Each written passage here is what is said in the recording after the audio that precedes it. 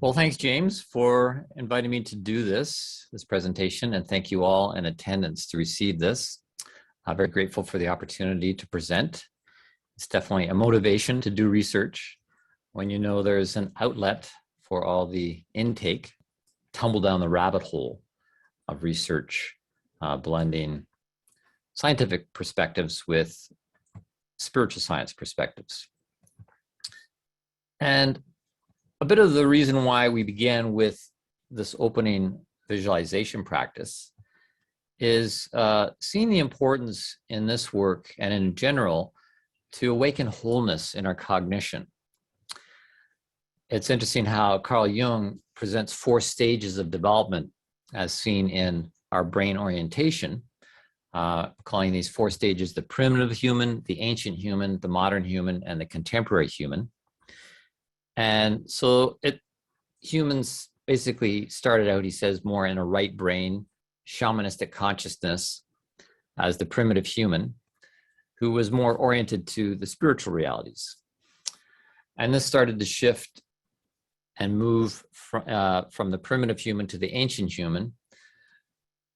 And now, as the modern human is much more left brain dominant and ego-based consciousness, which is much more focused on physical realities.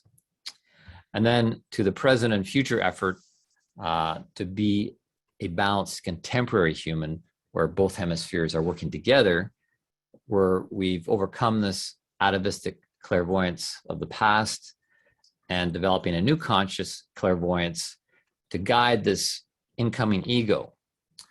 And so our objective and subjective capacities are equally involved in our cognitive activities.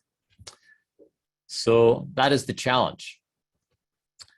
But I like to insert a quote here actually from Rudolf Steiner to show what we're up against in this challenge.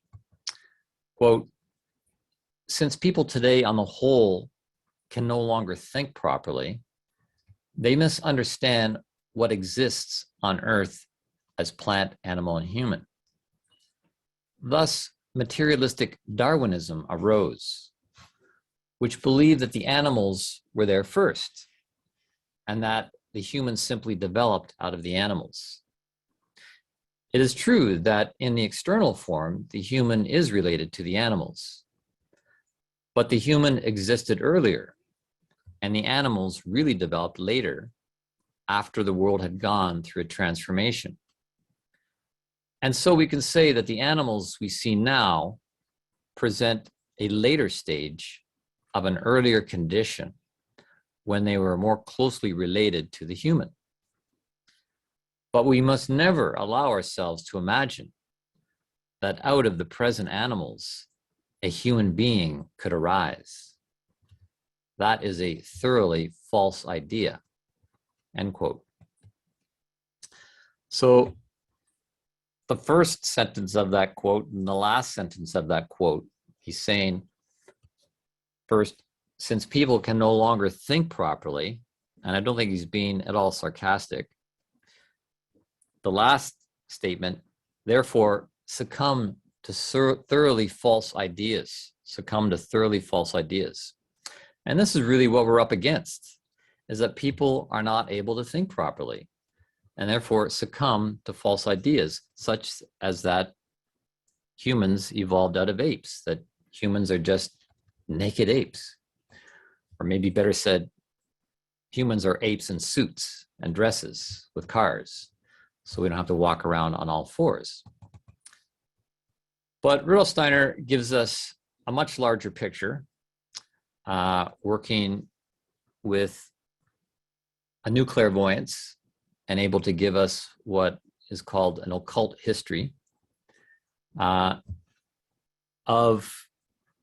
the birth really of everything, our cosmos, our solar system, that stands in contrast to the more widely accepted model of the Kant-Laplace nebular hypothesis, which tries to explain the formation and evolution of the solar system, suggesting that the solar system is formed from gas and a dusty universe and came together through gravitational forces, formulating the sun. Sun began orbiting, and then eventually the Earth and the other planets spun off of this sun into their own orbits. Sounds entirely plausible. Sounds entirely materialistic and mechanistic.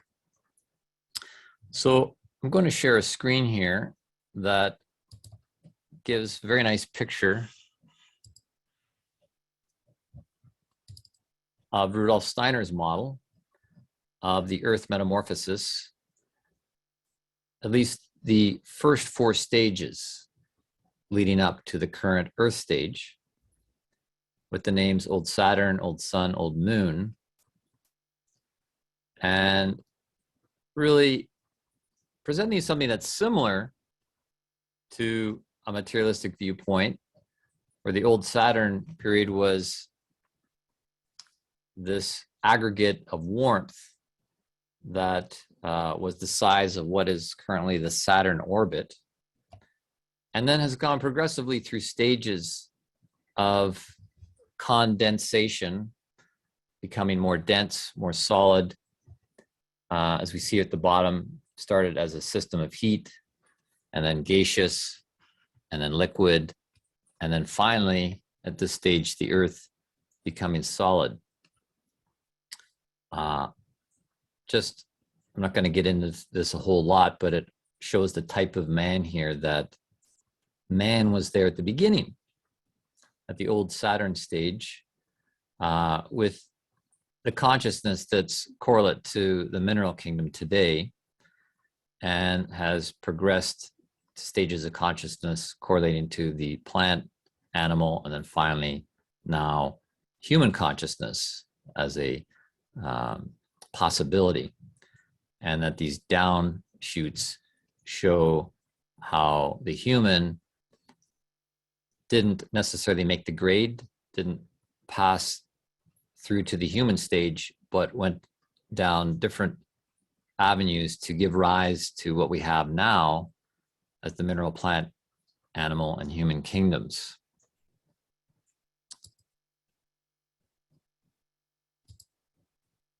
So what I just wanted to focus on from that is just the name, the terminology that's used, because to introduce, I'm really interested in introducing these ideas to the wider public, and working with scientists to expand some of the ideas around this, because as Rudolf Steiner said in his quote, if we're not thinking properly, not seeing properly, then we can fall prey to erroneous ideas, which can be very problematic in the long run.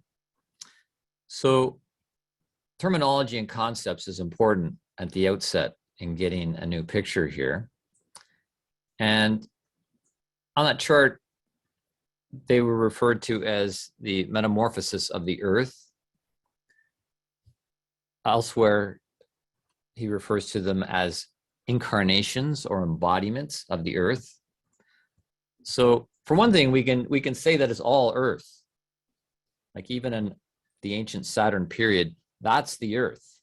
That's the Earth as it was back then, and so forth. It's all about the Earth. And even what we have at this metamorphosis is really the Earth and extensions of the Earth.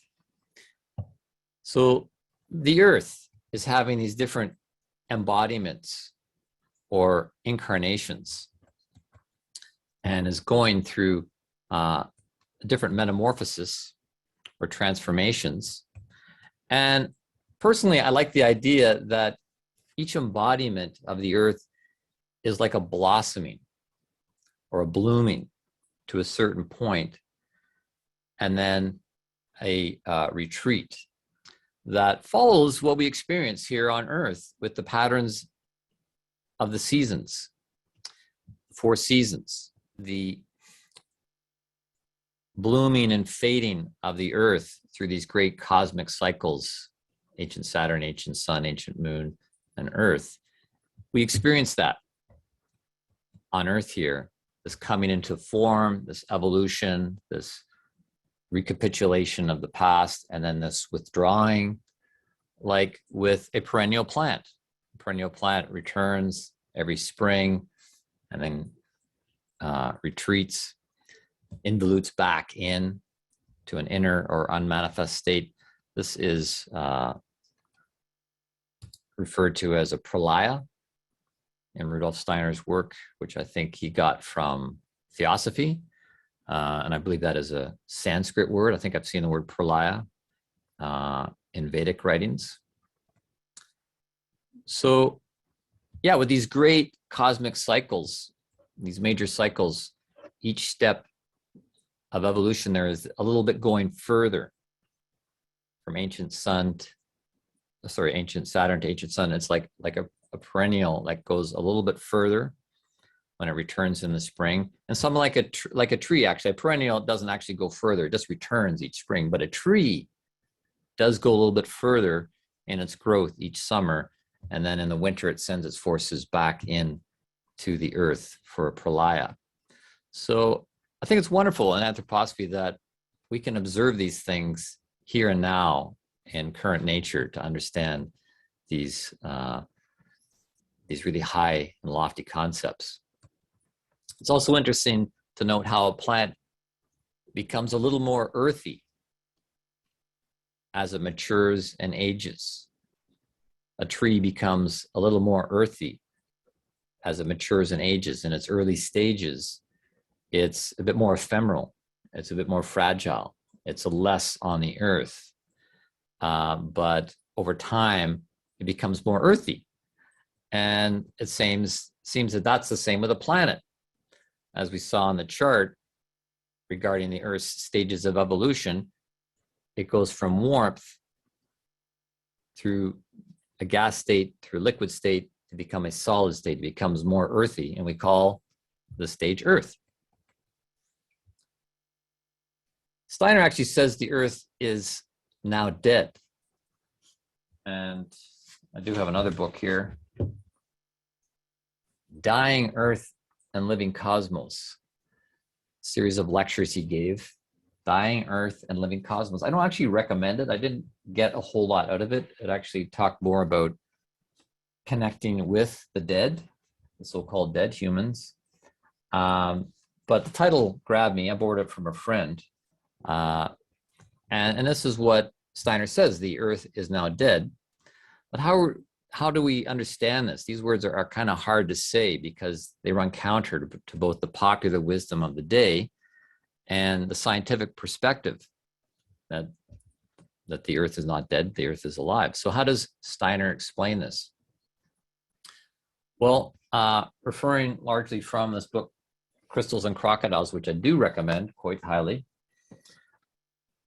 Steiner lays out some of the occult history and says to observe the human head, how it has this hard bony shell, similar to the calciferous surface of Earth and the lime deposits found on mountains. The head is covered with this flaky skin, similar to the soil of fields. And on our scalp, hair grows, which is similar to plants growing on the surface soil of the earth. But he says to observe that deeper down below the surface, in the strata of the earth, there are remains of ancient plants and animals can be found, fossilized, some of them very large creatures. Likewise, inside the head, there's blood with white corpuscles swimming around. White corpuscles have motility, they can move about. These white corpuscles of the blood are similar to creatures of the earth, some of which that have died off. And our white blood cells similarly need to be revived each night because they're half dead or they're at the point of dying off, just like these ancient creatures did. So he's saying inside our head, we see dying matter, lifeless brain cells and fossilized blood cells. So in fact, the skull, which is hard and lifeless, and this brain, which is dying with fossilizing cells, uh, resembles, the planet resembles this as a huge head of a deceased human being. And then he makes a very important point that does not get acknowledged by science, that if the Earth is dead, then it must have at one time been alive. And this doesn't fit really with the Kant-Laplace nebula theory, which doesn't say it was alive, that it just is an accumulation of inanimate, dead dust particles, and that's where it came from, and that's all it is. But Steiner is saying that if something is dead, that implies that it was at one time alive. And the Earth at one time was alive in a particular environment, just as we now are alive in the environment of Earth. So Earth must have received nourishment from somewhere in order to live and stay alive, just as we receive nourishment from the Earth to stay alive. And this was when the sun was in the Earth, that the Earth had this livingness. He says the sun was at one time in the Earth, but at one point the sun separated. It came outside of the Earth, and this sunlight actually destroys living things from the outside. Sunlight can destroy living things, and this is partly what led to the death of the Earth. But he says that seeds store the life of the sun forces from the past. So the sun in the present moment can kill and cause things to wither, dry out, and decay, but seeds, there's seeds of plants that store the life of sun forces from the past. He also says physicists calculate the sun should have burned up all its resources and turned cold by now. Why not? Why hasn't the sun just burned up and ended, turned cold? He says that the sun consumes from the cosmos. It consumes nourishment from the cosmos, celestial bodies such as comets. It does this in order to develop and sustain itself as a warmth body. He actually says that the sun attracts cosmic nutrition into itself. And I think this is a really interesting idea that reminds me of some of the research I've done into the electric universe work. And I want to spend more time digging into that, and I highly recommend that you look at it yourself if you haven't, because this is a growing body of work of a growing number of scientists that are looking very much at alternative views of the universe, the solar system, even questioning things right down to Einstein's theory of relativity. There's a lot there, but they do talk about the sun. They're talking about the electric universe and how the sun is kind of an electric light bulb that's drawing a current from the plasma of the surrounding so-called space to continue to feed and fuel itself. And this is what Steiner is saying, that the sun is attracting this cosmic nutrition to keep itself going.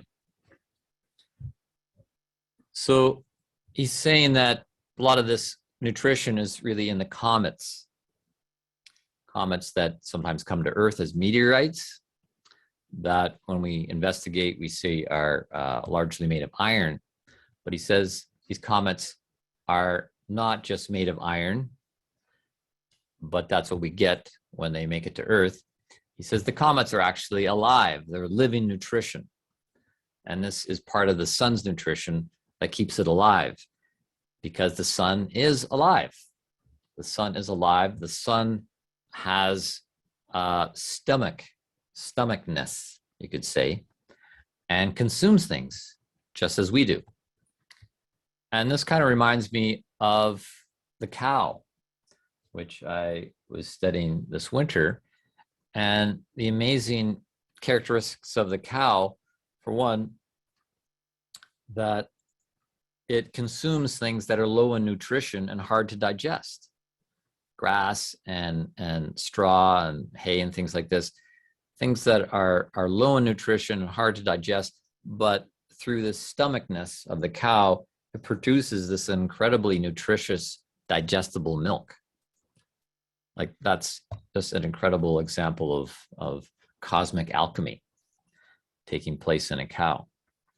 And likewise, the sun is able to consume these comets, which are probably hard to digest. I don't think I want to try and eat a comet myself, but the sun can do it and turn it into something nutritious. So the sun does this digesting for us, then transmits this nutritious energy like a mammary to the earth. The sun is something like a mammary. And this is all the more reason why to look at the earth as a huge head with a mouth that can be fed through and suckled through. And he also states about how the human stomach likewise does take in iron through foods like spinach, which then gets transferred to our blood. All our nutrition eventually ends up in feeding the blood, which then feeds the rest of the body. But before the sun separated and became this great mammary breast in the sky, the earth was in the sun. The earth was in the sun along with the moon, which I'll get to later. So this earth being in the sun makes the sun also something of a womb.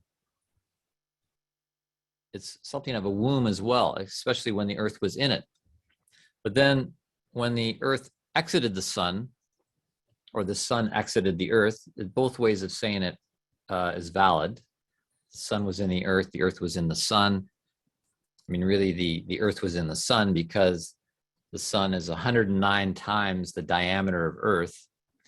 But often Rudolf Steiner says that the sun was in the earth.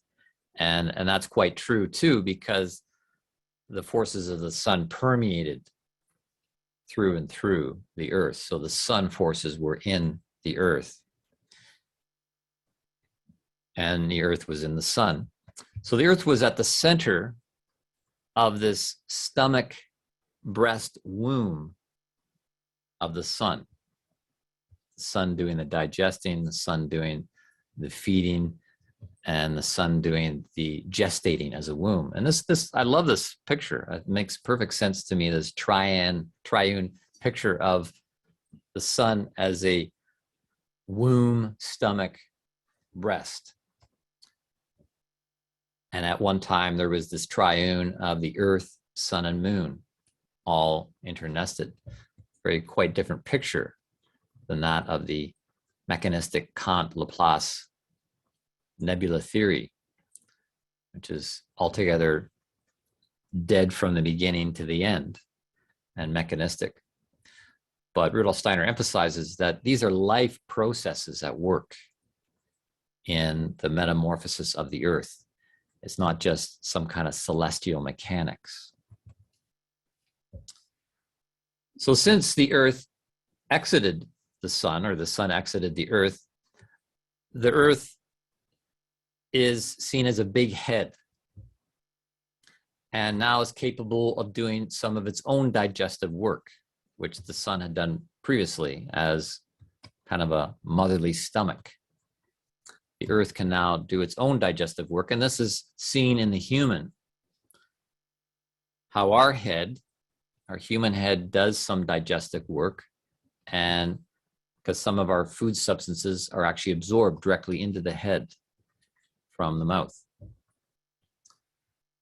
But now we as humans, we exist in the earth. We exist in the earth as the earth existed in the sun, and we have taken on some of this digesting capacity, as have the plant and animal kingdoms. So this picture of the human now is as a miniature replica or a microcosm of the macrocosm that had existed in these earlier great cosmic cycles from ancient Saturn, ancient Sun is when the Sun separated from the Earth. Ancient Moon is when the Moon separated from the Earth, which we'll talk about in a moment. But continuing this line of thought, Rudolf Steiner says, looking at the human embryo in the uterus 2 to 4 weeks after conception, this embryo is looking like a big head, just head. And the blood nourishes this gestating head by circulating to 2 sacs inside the uterus, the allantois and the amnion, which together comprise the stomach and respiratory system for the embryo. These parts of the placenta feed and sustain this head-like fetus, which as of yet has no stomach or heart of its own. So there's no innate circulation the first few weeks after conception because the fetus starts out mostly as a big head, being nourished from inside the womb. And so if this is ringing any bells in how the Earth was in the womb of the Sun at one time, then we're really seeing this picture of the macrocosm and the microcosm and the stages of densification and separation and so forth. But then there came this time when the Earth needed to be birthed. The Earth needed to be birthed from the warm womb of the Sun. So the Sun exited the Earth exited the Sun. We no longer needed to be nourished from inside the womb, just as any fetus would be, needing to separate from the nourishing placenta, the allantois and amnion. And this birthing of the Earth allowed the Earth to become more autonomous as a human being, as its own being, a human being. And in occult history, this autonomous Earth is known as Adam Kadmon. That Adam, as we know it from the Bible, the book of Genesis, the creation story, was actually the entire Earth. And the Earth was alive. That was then. The Earth, an autonomous being, one being, Adam Kadmon. So that was then, after the separation with the Sun. What we have now is a fossilizing being, or as Steiner says, dead, a dead Earth, or at least in a constant process of dying. The title of this book is actually called Dying Earth. It doesn't call it Dead Earth. It's the dying Earth and living cosmos. So the Earth is in this constant process of dying. And so today we're walking around on a fossilizing body of a dying being.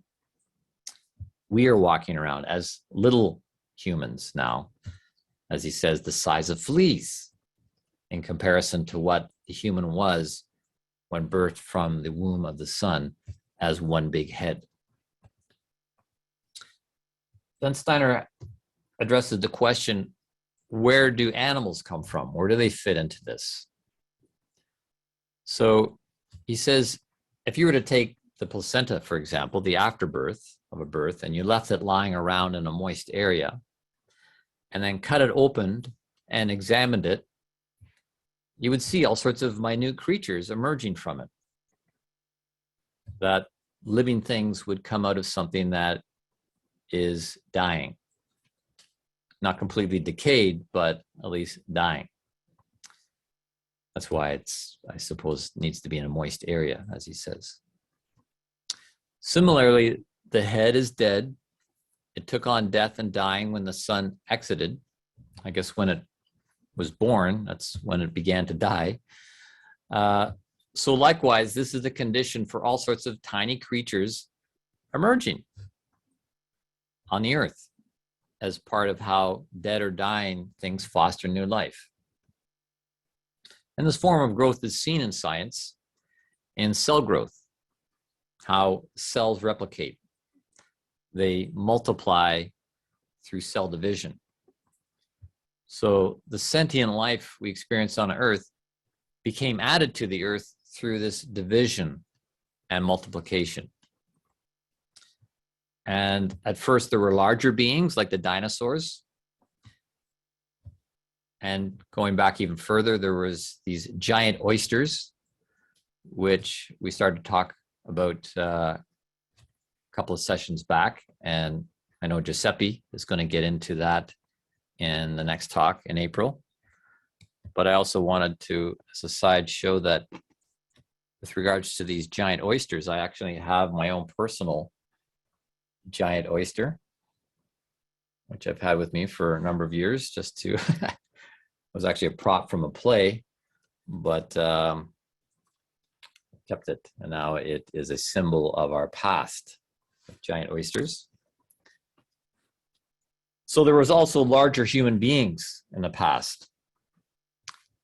And then these beings on Earth became smaller through the densification and so forth, partly because the external sun can have a drying and shrinking effect, which is a bit paradoxical because the sun is also the force that causes things to expand, to grow. The sun calls forth life on Earth. But at the other side of the coin, the sun can cause things to dry and shrink and so forth. So the point here is that all beings on the Earth descended from one being, which is known in occult history as Adam Kadmon, which really began its existence back in ancient Saturn. But from there, as we saw on the chart, began to divide, multiply into the mineral kingdom, the plant, the animal, and human kingdom. But they all descended from one being. So this brings us to address what happened with the moon, which originally had been inside the Earth. And both the Earth and the moon were inside the sun. The Genesis story of Adam, at one point being split into Adam and Eve, is about this one being, the living Earth, Adam Kadmon, being split into two, the Earth being split into two. This is a story about the moon being extracted from Earth during what's known in occult history as the period of Lemuria, which was prior to Atlantis. And at this time is also when there was division of animals into separate genders and the incarnation of the human ego into these separate gendered bodies, which is a whole huge subject I'm going to be delving into with my spring research and hope to present to this group here in presentation in June. But the moon is referred to as the light of the night or of the evening, and therefore the part of Adam Kadmon that was extracted is called Eve, the light of the evening. And additionally, as the book of Genesis puts it, Eve was taken as a rib from Adam's chest. And the rib has this resemblance to the crescent moon. This information is held in the Hebrew texts, but Steiner says this is misunderstood and a lot got lost in the translation of the Hebrew text when they were put, when it became the Latin Old Testament. But even in other legends outside of the Judeo-Christian, there's stories of the giant Ymir, which I think is a Germanic legend, which reference this time when the giant was in fact the entire Earth, one huge being from which everything has descended. quite an interesting picture. I also reflect a bit on this extraction of the moon from the earth as, having a natural organic feel to it. I'd like to research this a bit more, but it almost seems like it was like a ripening that was taking place of the earth as on its own in the ancient moon period, separated from the sun incubating it from outside, this external radiation of warmth and life forces, making the earth something like an egg as well. There's eggness to it. It's so multifaceted, this picture, but there's something of an eggness to it that it got to the ripened point where the moon was maybe kind of like the egg yolk that was extracted and became its own entity orbiting the earth. And what was left is this thickish soup, as Steiner refers to it. The earth was a thickish soup, which was maybe correlates to the egg white that was left. But whatever it was, it seems to me it was a ripening that took place, that at a particular perfect moment, the moon needed to separate and become an autonomous feature around the earth. And I know there's information about how, if that had not happened, the earth would have continued to harden and densify and become incapable of sustaining even plant, animal, and human life. I want to take a little turn here now to the research I did this winter from the book Threefoldness in Humans and Mammals. Really fantastic updated version that Wolfgang Schad put out just 2 or 3 years ago. The original was 1977, and he and his son worked on this. Wolfgang Schad, now in his 80s, went to work to put out this fantastic new edition, which is very comprehensive and very, very marvelous reading about many different mammals. He's dealing with really the higher mammals and has lots of pictures to look at, and really awakens a new perception of things. And what's interesting about this from a esoteric perspective, and the way I presented it in evolution, but just generically referred to it as the cosmic intelligence. And that I've seen that term used by Rudolf Steiner, just the cosmic intelligence. That the cosmic intelligence working in the earth and expressing itself in this threefoldness, which I'll look at in a moment, is really telling us that the cosmic intelligence also is threefold. That it's not just kind of some grayish cosmic intelligence, but it has thoughts, feelings, and will or intention. That the cosmic intelligence has thinking, feeling, and willing processes that are unmanifest. I mean, we look out with our telescopes, and how do you see that? How do you quantify the universe thinking, feeling, and willing? Well, you can't. But when you observe nature and you think properly, correctly, as Steiner says, then you can see it expressed in living matter, living reality. And that's very exciting to break down this idea of cosmic intelligence into thinking, feeling, willing capacity. And I've even considered this before, how Kundalini, which is this kind of willpower from the Vedic tradition, yogic tradition, that resides down in the area of the sacrum, really in the lower pole of the human being, as a will force, is really the willpower of the universe. that Kundalini is the willpower of the universe that is in us as a microcosm of the universe. So from there, yeah, the universe has willpower, but it also has thinking power and willing power. And so in Wolfgang Schad's work, there's a lot there, but I'll just cover some of what he says regarding digestion. And he is looking at these higher mammals in three categories. So there's the ungulates, the hoof mammals, the bovines, the ruminants, and so forth, representing the lower pole, the metabolic reproductive limb system, as Steiner calls it. And then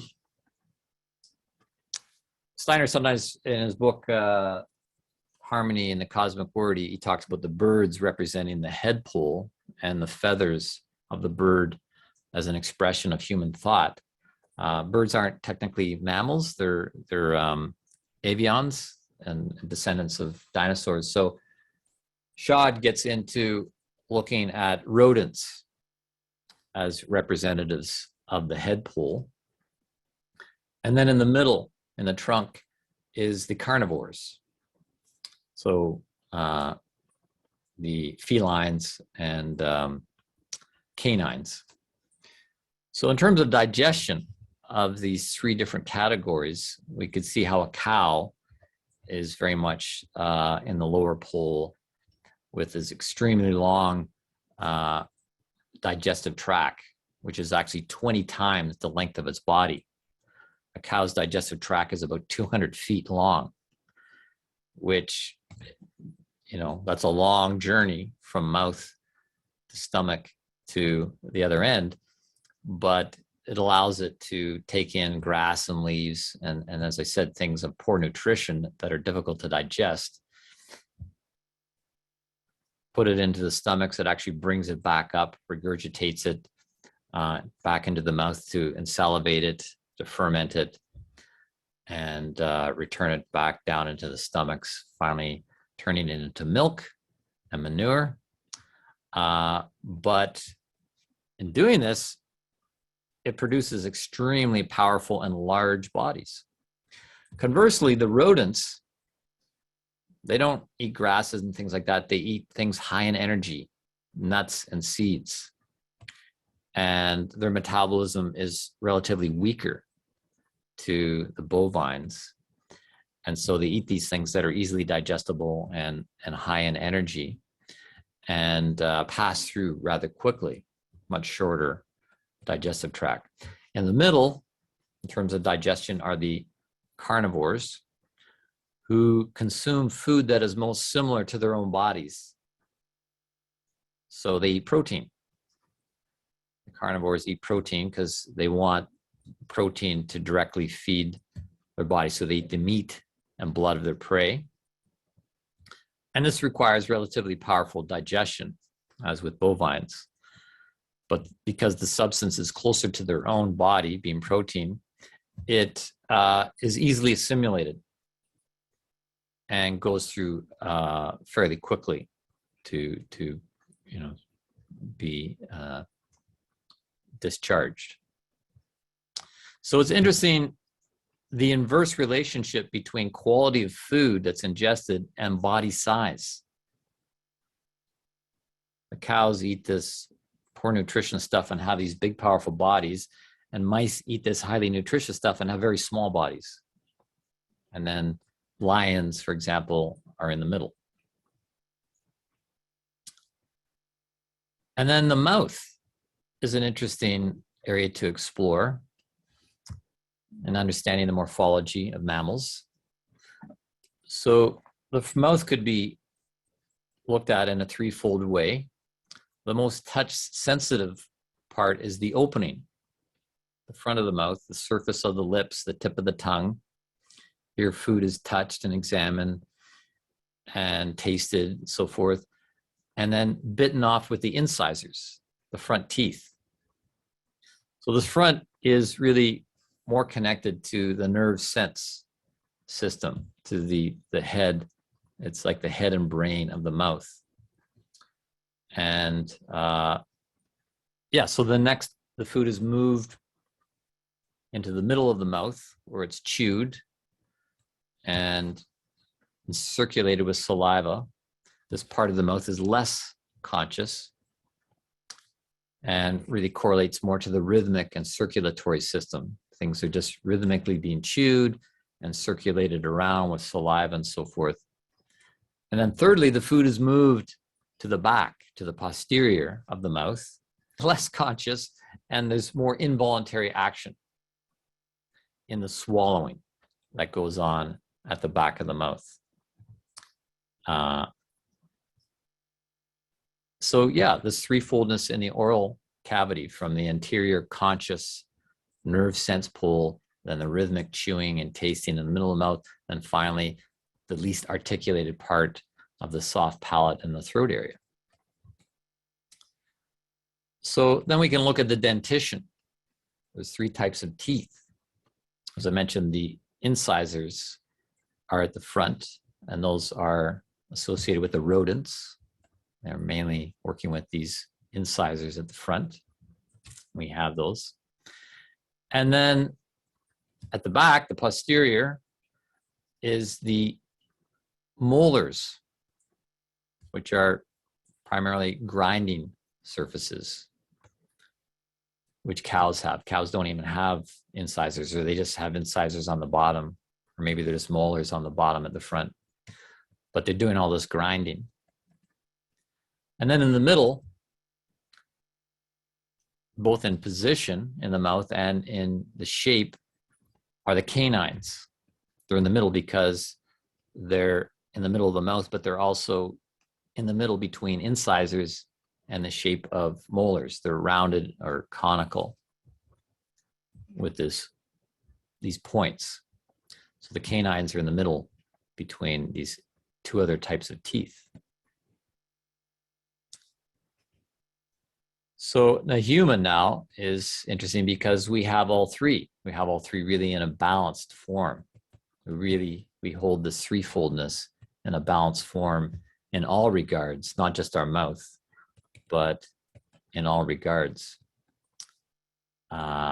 So yeah, I just didn't mention the carnivores are the ones that have the canines. So the dogs and cats, canines dominate in their mouths that are used for this tearing. There's very little chewing that goes on. A lion tears the meat off of its prey and swallows it. It's not looking for the satisfaction of chewing that a cow has. Rudolf Steiner says the satisfaction of a lion is in the respiratory and circulatory system. It's mostly connected to this middle realm. So a lion is not going to be chewing and regurgitating and the way a cow does, but is more interested in the workings of the respiratory and circulatory system. So then there's an interesting point around the jaw's motion, the motion of the jaw. So in rodents with their large incisors, the jaws move forward and backwards like this. In ungulates, the movement is more lateral, the side-to-side grinding of the grass. And then with the carnivores, the motion is mostly vertical. It's up and down action that takes place. And of course, with humans, we see all three of these. And then, as I mentioned before, this area of size and how size is different for each of these threefold mammals, and kind of an inversion, because the cows, the bovines, the ungulates that are eating this least nutritious food are the biggest and most powerful, whereas the mammals that eat the most nutritious are the smallest and then your carnivores, again, stand in the middle. So it's interesting how these observation of the mammal world shows specialization in different directions, that each is specialized and demonstrating a certain aspect of the cosmic intelligence, the threefold cosmic intelligence, that the cosmic intelligence has manifested in an infinite variety of ways, as expressed in the animal world, and a lot going on just in the mouth. Whereas the human is balanced. It's taken these extremes and brought them into balance, even in the mouth. But as we know, and we've heard many times, the thinking, the feeling, the will, the brain, the heart, and the metabolic limb system are in balance in the human. And really showing how our morphology is most suited to be the embodiment of the total cosmic intelligence. And this is really the biggest point that one can make regarding all this, and getting our thinking straight, so we don't think we've just evolved out of animals, that we are in fact designed to be the carriage of consciousness, higher consciousness. I'm going to throw up another share screen here.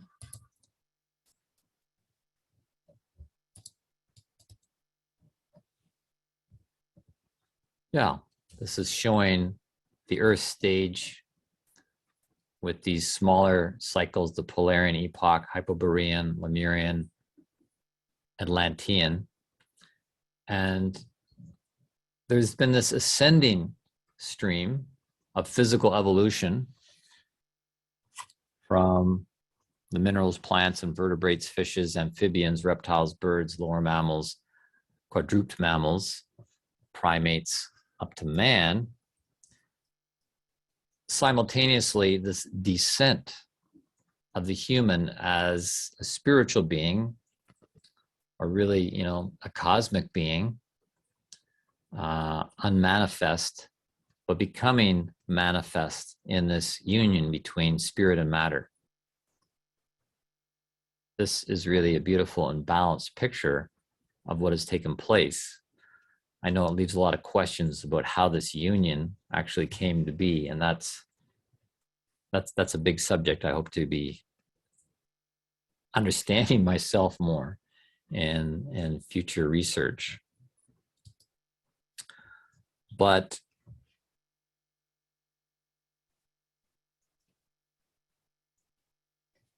the animals are really humans that held back.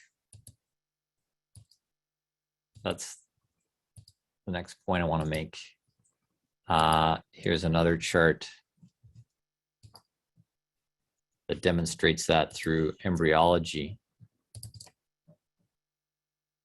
showing the embryology of a crocodile, a hen, an ape, and a man, and how they all have similar beginnings that are quite human-like, or at least lead to the human form, but take a different path. As you can see here with the crocodile, started out with a similar beginning, but then took this road. Hen took this road, ape took this road, and the human has come into this form that is ultimately vertical, something that really distinguishes us from the animal, who is more oriented to the horizontal.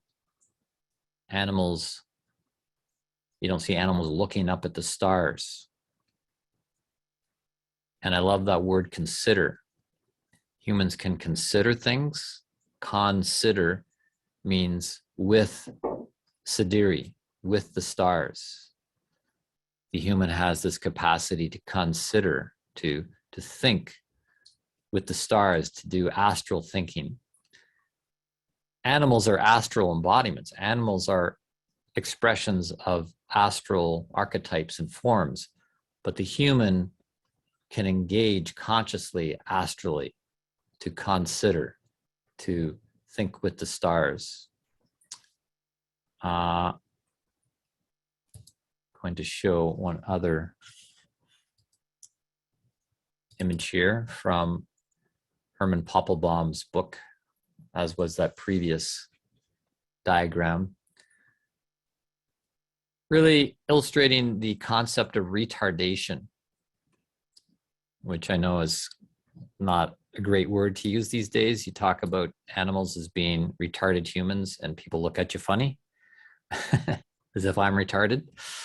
But that's a term that Steiner uses, and in fact is a true term. Retarded or held back, slowed down, that from cycle to cycle, certain humans held back, were slowed down, didn't make the grade, and are retarded versions of what they might have been.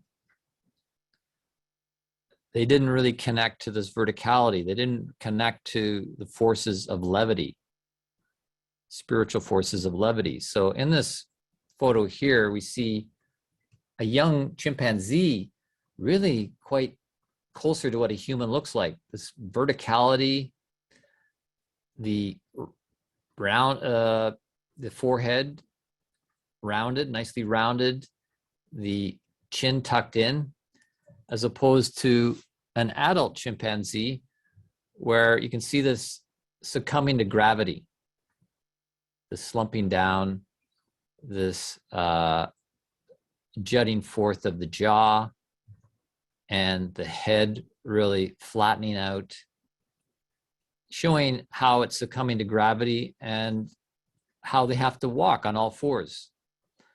They can sort of walk on two some of the time, but they can't go far on 2 feet. They've succumbed to gravity. They didn't catch the train to verticality.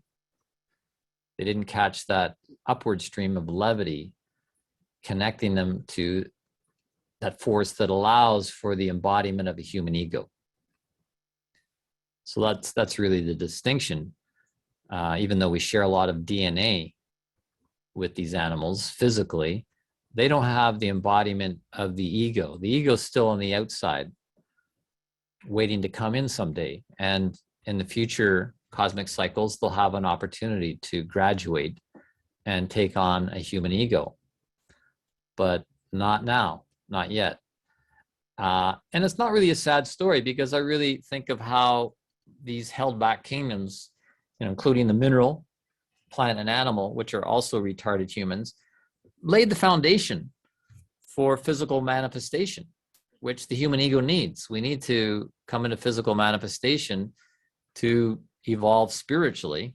It's kind of a paradox. We need physicality to evolve spirituality. But that's what these held back kingdoms of nature provide for us. So we have much to be thankful for, and they have much to look forward to. But in the meantime, it's interesting. And if anybody knows this quote, I read this way back when I was first reading anthroposophy, and Rudolf Steiner talked about looking into the eyes of an animal. And if you really look into the eyes of the animal with sensitivity, you'll see a mood, a longing, a yearning for them to graduate. You could say even to have what we have. And they're waiting on us, because we're the ones with the ego. We're the ones with the higher consciousness, so to speak, to help with the future evolution of the earth that will bring them along. But in the meantime, there's this yearning. There's even kind of a sense of being pissed off. Animals are kind of pissed off, and there's this tension between animals and humans. And I want to finish off with a repeat of the quote I gave at the beginning from Rudolf Steiner that really emphasizes the main point in this presentation to get the picture right and why. Since people today on the whole can no longer think properly, they misunderstand what exists on Earth as plant, animal, and human. Thus, materialistic Darwinism arose, which believed that the animals were there first, and that the human simply developed out of the animals. It is true that in the external form of the human is related to the animals, but the human existed earlier and the animals really developed later, after the world had gone through a transformation. And so we can say that the animals we see now present a later stage of an earlier condition when they were more closely related to the human. But we must never allow ourselves to imagine that out of the present animals, a human being could arise. That is a totally false idea. And when I think of this, just in conclusion, it reminds me of other things that Rudolf Steiner has said about our social life and how that's impacted by the ideas and image we have of ourselves as a human being. And he, even in this book, one of these lectures to the workers, he talks about Marxism and how Marxism means well, but is based on erroneous science. Marxism is based on a purely materialistic science. And out of having this erroneous science, an image of ourselves gives rise to erroneous social, political, economic systems, of which we're suffering from today, quite literally today in the world. And so to get back to a clearer, truer, more correct image of ourselves through better thinking, which trying to promote here, we're all trying to promote here in this forum to get our thinking running along different lines, we can then bring a better influence into the world in terms of our social, political, economic balance of things.